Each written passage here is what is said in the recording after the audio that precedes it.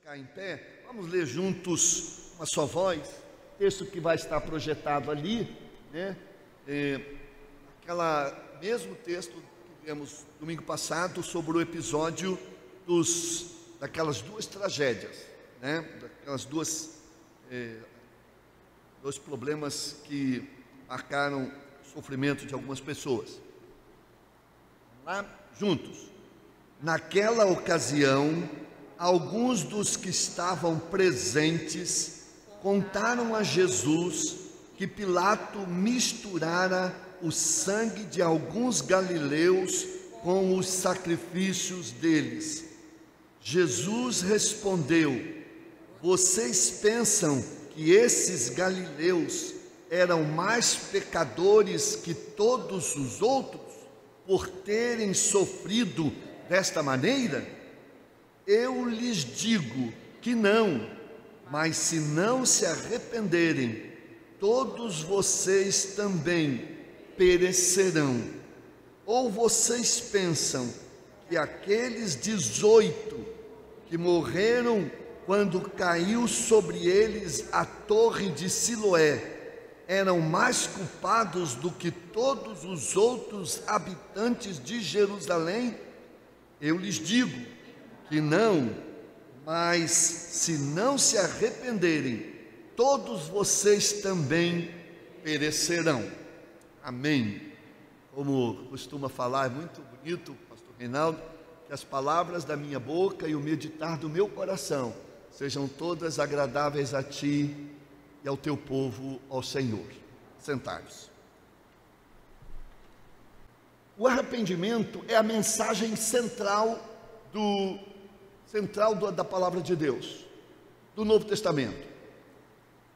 É por isso que a missão desta igreja é promover reconciliação, porque todos estão precisando de reconciliação, principalmente com Deus, reconciliação com a sociedade, com a natureza, com o próximo, e esta reconciliação depende de um arrependimento.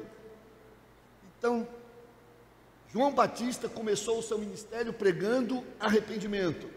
O primeiro sermão de Jesus foi: arrependei-vos e crei. Primeiro sermão é sobre o arrependimento. Então, Pedro também pregou sobre o arrependimento, e depois eles disseram: o que faremos? Ele diz: arrependei-vos e crede. Paulo, lá em Atenas, ele vai pregar o seu sermão, mas Deus, não levando em conta o tempo da ignorância, chama todos ao arrependimento. Então, esta consciência de que somos pecadores, tem alguém aqui que não é pecador? Todos nós somos, mas a diferença entre os pecadores que não estão comprometidos com Deus é que eles vivem pecando. Nós somos pecadores que não vivem pecando, mas pecadores que se arrependem e que têm à sua disposição o sangue precioso de Jesus. As lições, eu quero falar sobre as lições das tragédias. As tragédias nos ensinam muitas lições. Quero destacar apenas 5, e existiriam outras, mas eu creio que estas são as mais importantes neste contexto que a gente vive. Primeiro, as tragédias afetam as pessoas aleatoriamente, mas algumas em algumas pode haver juízo divino. Mas a palavra aleatoriamente quer dizer, afeta todo mundo, todas as idades, todos os gêneros, todo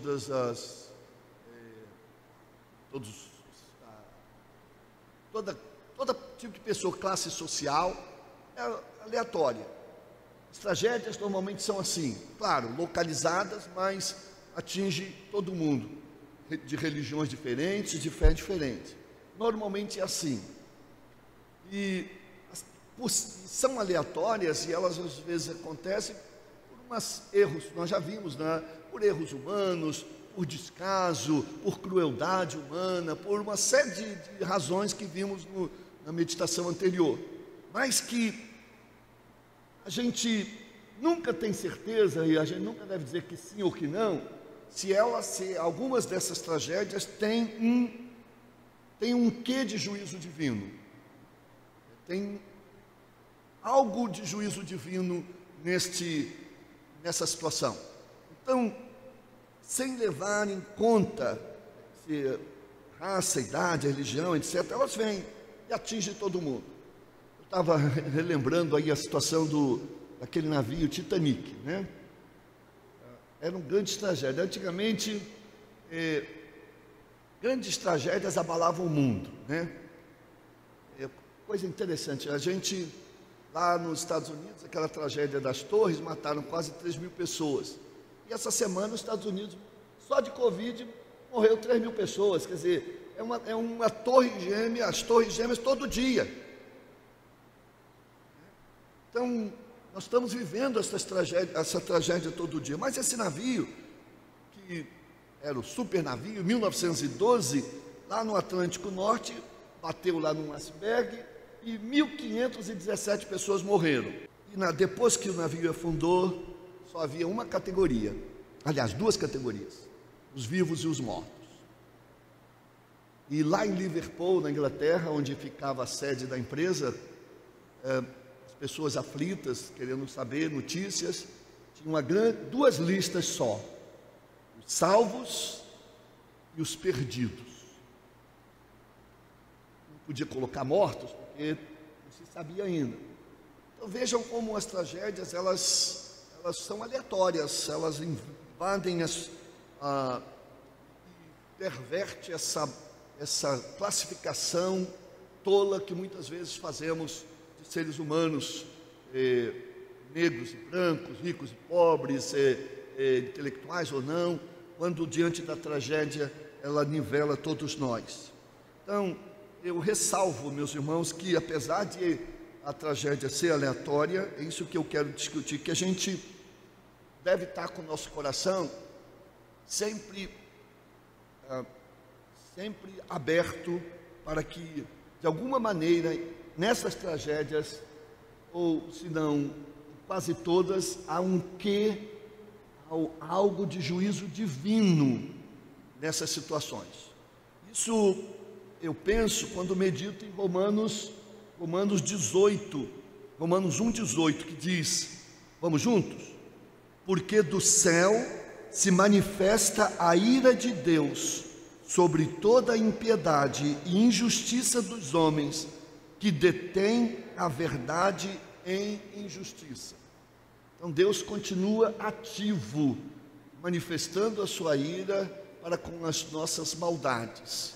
E chega um momento em que o cálice se enche e ele transborda. E algumas dessas tragédias é uma gota deste cálice da sua ira.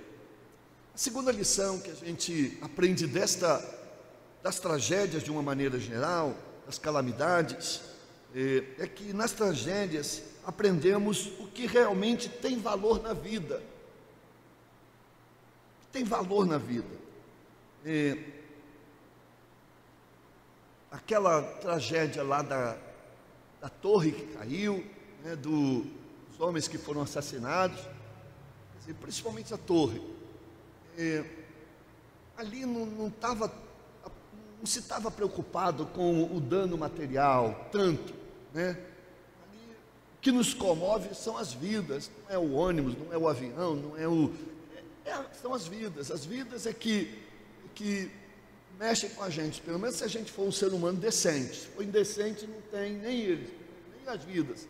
Talvez olhem mais para os prejuízos materiais, mas de uma maneira geral, a humanidade se sensibiliza, então ela começa a avaliar, poxa, como a minha vida é preciosa, como as vidas são preciosas, né? Então, nós, nas tragédias, nós separamos aquilo que é trivial daquilo que é importante. Nas tragédias, a gente não se apega ao trivial, ao banal, mas ao importante, ao essencial, ao fundamental, que são vidas, que é a compaixão, que é o atendimento, que é o cuidado. Nas tragédias, nós estamos mais focados não no temporário, mas no eterno. Quer dizer, a gente começa a meditar sobre a vida, o que isso significa, né? Na queda daquela torre, a maioria das pessoas pensavam ali, lamentavam por, não tanto pelos prejuízos, mas pela vida de um marido, de um pai, de um irmão. Então, é isso que as tragédias talvez nos humanizem mais, nos humanizem, pelo menos, se não nos humanizar, pelo menos humanizam mais, digamos assim, as pessoas que já são humanas. Quem já é ruim também se manifesta nessas tragédias, porque às vezes na tragédia há muita generosidade, há muito voluntariado, há muitas pessoas participando, contribuindo, gente que às vezes se sacrifica e se corre risco para salvar outras pessoas de uma forma extraordinária. Mas por outro lado, também aparecem alguns que estão, na verdade, querendo tirar proveito, depredando, saqueando. Então, as tragédias mostram o melhor de nós. Então, as tragédias têm esta característica. Uma terceira lição que as tragédias trazem para nós, que as tragédias nos ensinam sobre a incerteza da vida. As tragédias, as calamidades, sem dúvida nenhuma, faz a gente pensar como a vida humana neste mundo é incerta.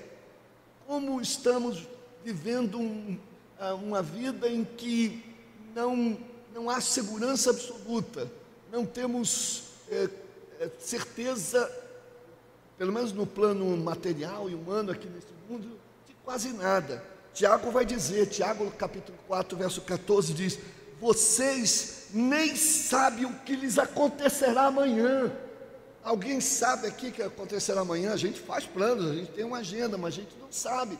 Então, essa vida é muito incerta, essa vida é muito instável, e a gente, então, tem que realmente viver cada dia, e sendo a melhor pessoa que a gente puder ser a cada dia, melhor pai, melhor irmão, porque a gente não sabe, e se a gente não sabe, a gente tem que deixar pelo menos alguma coisa boa para falarem de nós, algum legado de amor, de solidariedade, de compaixão, de bondade, de honestidade.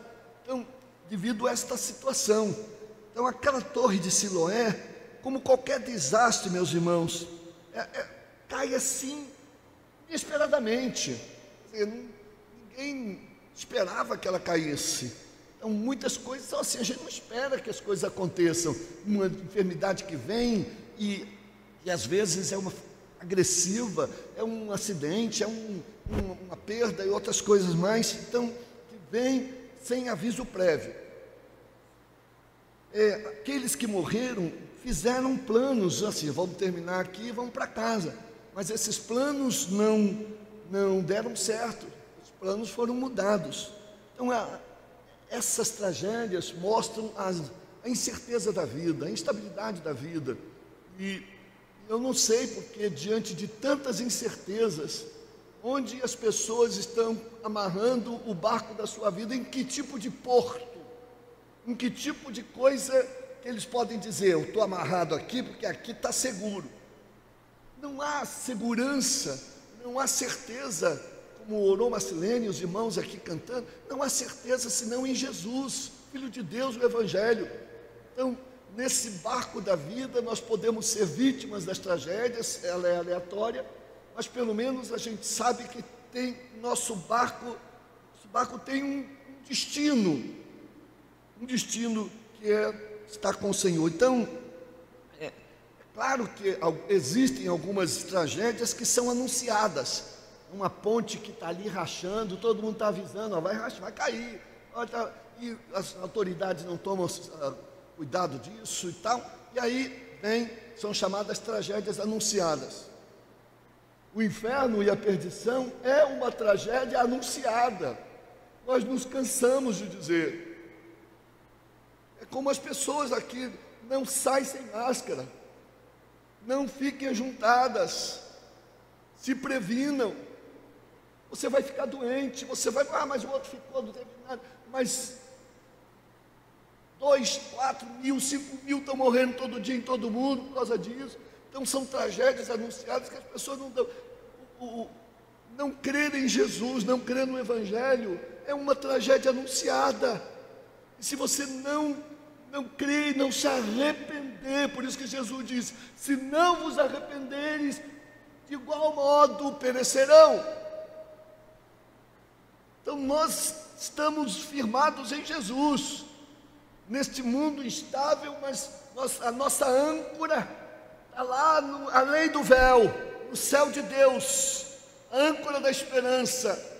E mesmo navegando neste mar incerto e bravio, nós estamos seguros em Cristo Jesus, seguro na mão de Deus, e vamos enfrentar as tempestades, as tragédias que vierem, porque o Senhor está conosco. Então, duas verdades que esse episódio nos diz aqui: primeiro, que a vida é breve, pouco tempo, e segundo, que a vida é incerta, e a gente tem que estar muito atento sobre isso.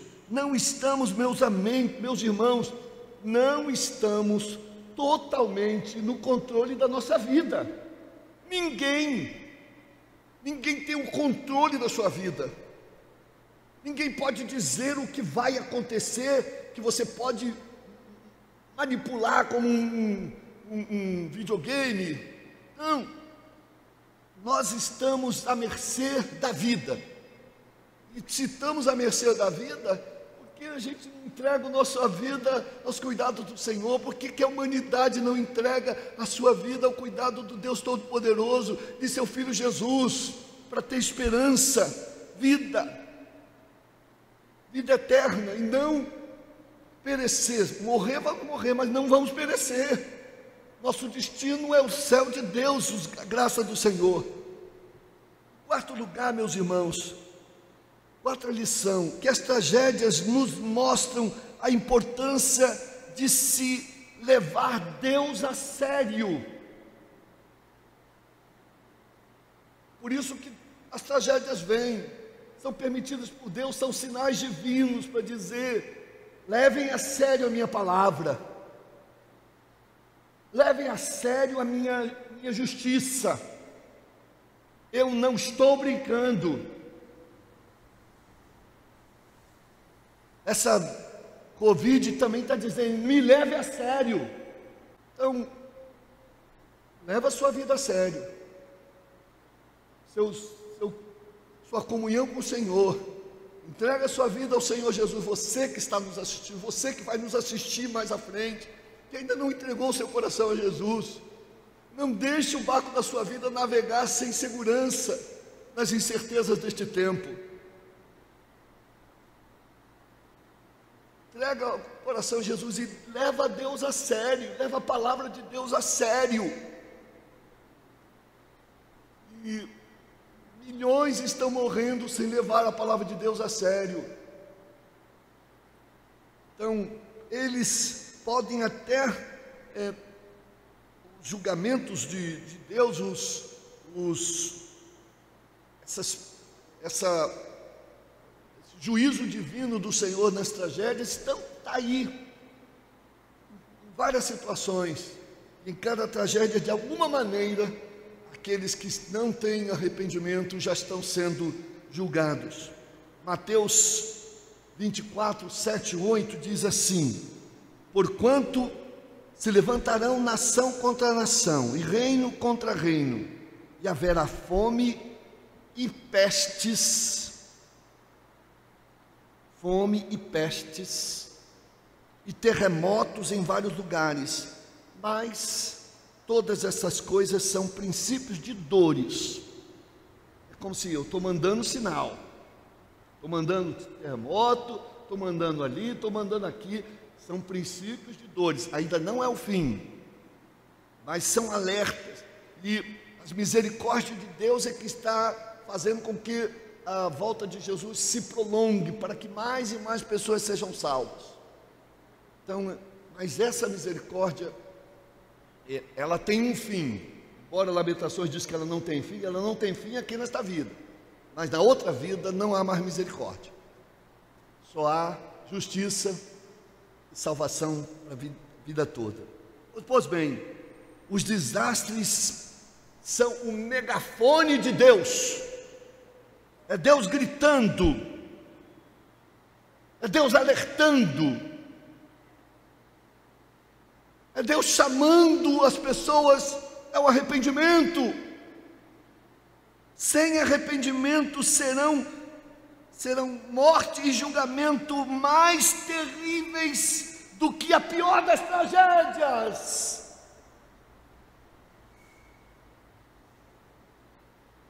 Desastres, meus irmãos, tragédias e calamidades e catástrofes são apenas mais uma forma de Deus demonstrar que precisamos nos converter dos nossos maus caminhos e nos preparar para viver numa vida, num mundo, numa dimensão muito melhor e muito mais maravilhosa. Muitos não acreditam no sofrimento e no juízo final. Não, esse negócio de inferno, sofrimento, juízo final,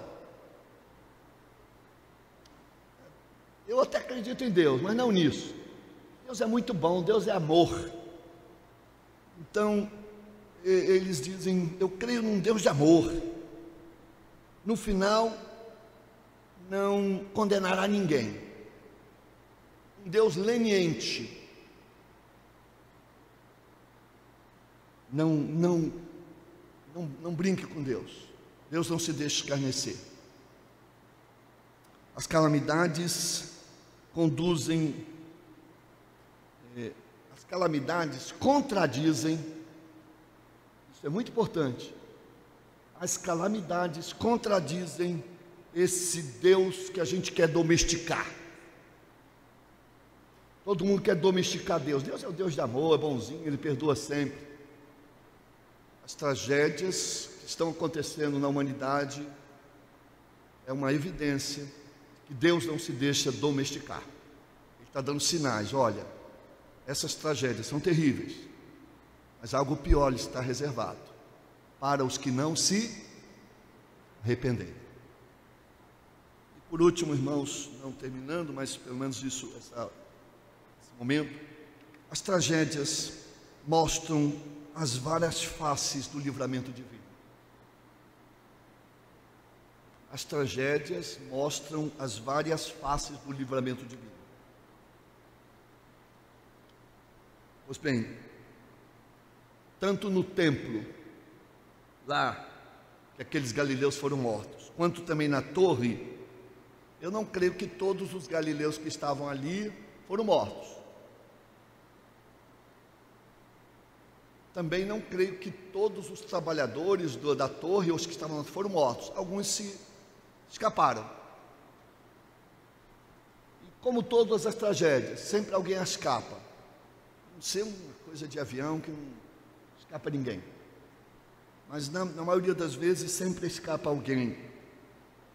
Então isso mostra que Deus pode nos livrar, que o livramento de Deus vem de três maneiras. Primeiro, o livramento de Deus vem da tragédia.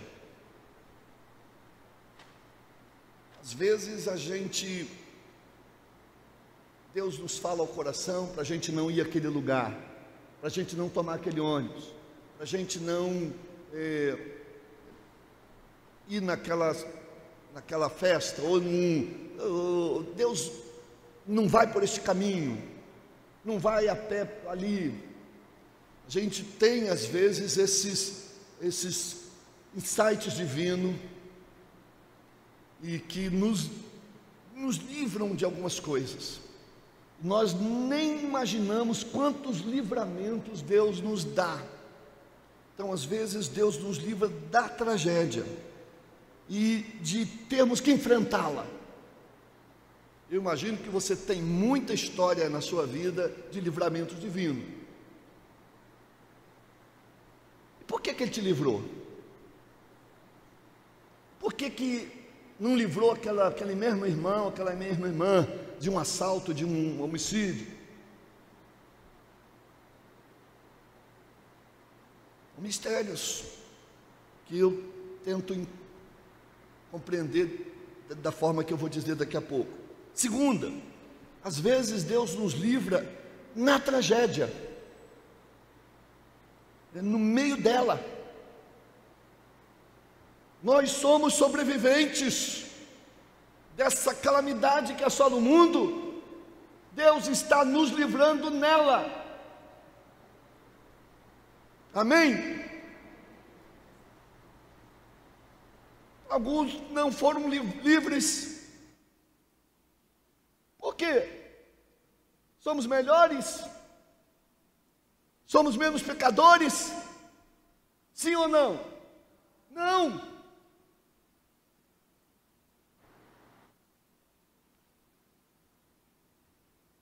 Soberania divina,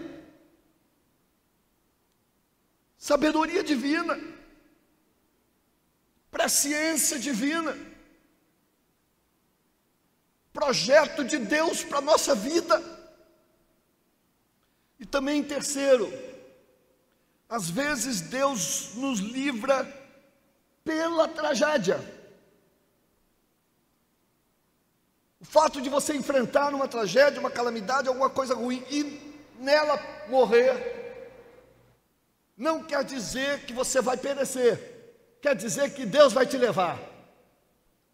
Nas enfermidades, Deus tem levado muitos dos seus filhos, tem dado livramento da dor, do sofrimento, das lutas. A morte para o cristão é um livramento, é uma transferência para a glória celestial, para uma vida mais sublime, mais rica, mais excelsa, mais abençoada. Se você ler o Evangelho, o livro de Atos, no capítulo 12, ali vai contar a história de dois homens, que foram, vários homens, mas destacaram aqui dois, que foram cruelmente perseguidos por Herodes Antipas, o governador da região da Galileia. Lá diz que Herodes perseguiu os cristãos e matou vários, e aí destaca ali, e matou Tiago à espada.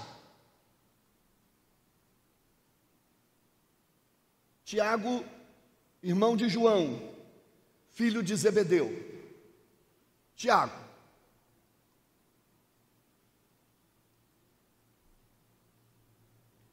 Fique calma.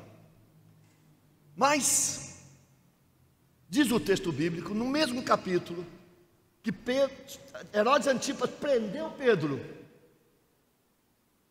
e estava só esperando no dia seguinte para poder apresentá-lo aos judeus e fazer aquela coisa política. Olha como eu sou maravilhoso com você, estou matando seus inimigos.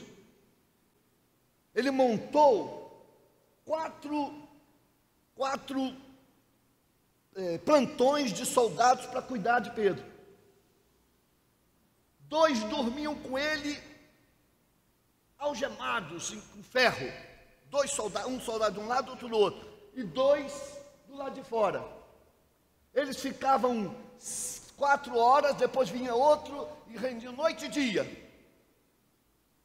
Diz que à noite o anjo do Senhor veio, mandado pelo Senhor, e o anjo do Senhor, meus irmãos, só vem se a minha vida como cristão vale a pena mesmo, né? E Deus precisava de Pedro. Tiago já tinha, Deus disse, é o tempo, Tiago já fez o seu ministério, já realizou, eu vou recolher, eu vou livrar Tiago pelo sofrimento ali, pelo martírio. Mas Pedro não. Pedro, Deus livrou no tragédia. Diz que o anjo entrou, Pedro, levante-se aí, se vista, nós vamos sair. Sair como? Estou aqui. Tudo bem. E as grades foram soltas, os soldados não viam nada, a cela se abriu, a outra porta se abriu, a porta principal se abriu, lá, saída da guarnição, da torre, e Pedro foi para se encontrar com seus irmãos. Tiago não foi livre, mas Pedro foi livre. Sabe por quê? Porque Deus ainda tinha um projeto na vida de Pedro. pode acreditar, enquanto você for útil ao reino de Deus, enquanto Deus tiver ainda projeto para a sua vida, para glorificar, você será livre. Mas se você também pode estar muito bem, mas Ele sabe o amanhã, sabe que amanhã talvez você não esteja bem, mas enquanto está bem, então é melhor eu levar esse teu filho, esse meu filho, para ele não me envergonhar mais à frente, enquanto ele está bem. São os mistérios de Deus, e que a gente tem que entender bem isso, e crer que Deus está no controle de todas as coisas. O próprio apóstolo Paulo, ele sentiu isso, que o tempo dele estava acabando, né? que um martírio ia acontecer, mas ele também sabia que ele já estava ancião, já estava cansado, e então ele de alguma maneira antevia esse livramento do Senhor. Então ele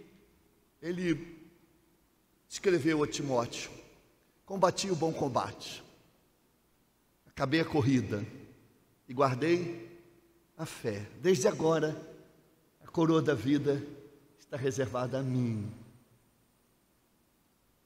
Deus não livrou Paulo do martírio, mas Ele livrou no martírio, para levá-lo para a sua glória e desfrutar de todas as bênçãos que seu ministério, todos os frutos que o seu ministério deu para o Senhor.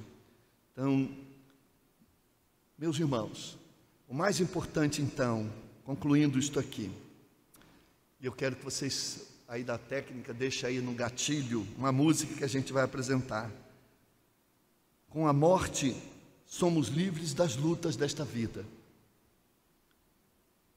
Deus nos tira muitas vezes desta vida que a gente tem, e é maravilhoso saber que nada nos separa do amor de Deus, nem a morte nem a vida, que é sublime saber que quer vivamos, quer morramos, somos do Senhor. É sublime, é maravilhoso saber que a morte é um portão de entrada para a eternidade e a vida plena. É confortante saber, meus irmãos, que a nossa casa definitiva não é esta aqui, que o nosso corpo definitivo não é este aqui, cheio de imitações, que nós temos um lugar, a casa do Pai, nos aguardando, e nosso anseio é a casa do Pai. Que venham as tragédias. Se Deus nos poupar é porque Ele quer nos usar e quer que a gente seja uma bênção. Se Ele não nos poupar é porque Ele quer dar mais uma oportunidade para a gente consertar a nossa vida, melhorar nosso relacionamento com Ele. Agora, se Ele nos levar, nós vamos para Ele e tudo será bênção. Amém. Vamos ouvir então o coro Laudare. Você preparou aí um mosaico, né, Eliane? E sobre a casa do Pai. Vamos desligar todas as luzes aí para todo mundo. O pessoal de casa vai ver bem, aqui vocês nem tanto. Desliga todas as luzes lá, por gentileza. Nós estamos começando a botar em sulfio, mas ainda não completamos lá. Desliga lá todas as luzes, por favor.